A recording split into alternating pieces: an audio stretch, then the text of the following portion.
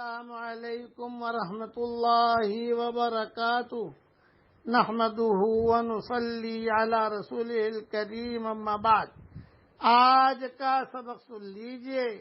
آج کے سبق کی سرخی ہے قرآن سے دوستی کیجئے، پارٹ نمبر 11۔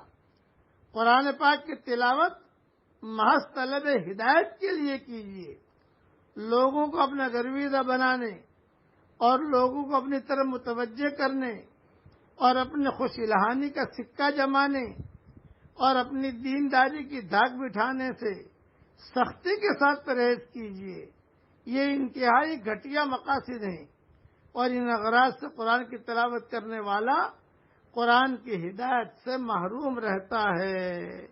لوگوں کو دکھانے کے لیے نہ پڑھیے، اللہ کے لیے پڑھیے۔ تلاوت سے پہلے طہارت اور نظافت کا پورا اہتمام کیجیے۔ بغیر وضو قرآن مجید چھونے سے پرہیز کیجیے اور پاک صاف جگہ پر بیٹھ کر تلاوت کیجیے۔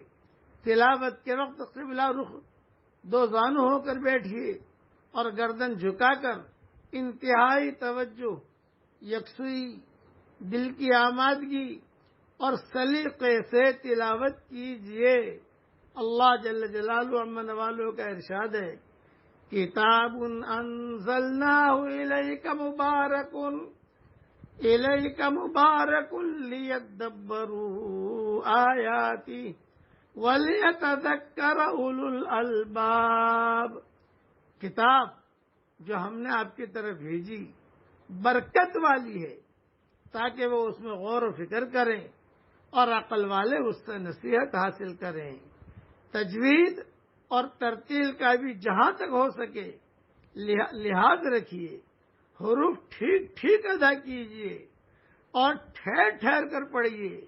رسول اللہ صلی اللہ علیہ وسلم کا ارشاد ہے، اپنی آواز اور اپنے لہجے سے قرآن کو آراستہ کرو۔ یہ حدیث ابو داؤد میں ہے۔ اللہ تعالی ہم سب کو عمل کرنے کی توفیق عطا فرمائے، آمین۔ وآخر دعوانا ان الحمد للہ رب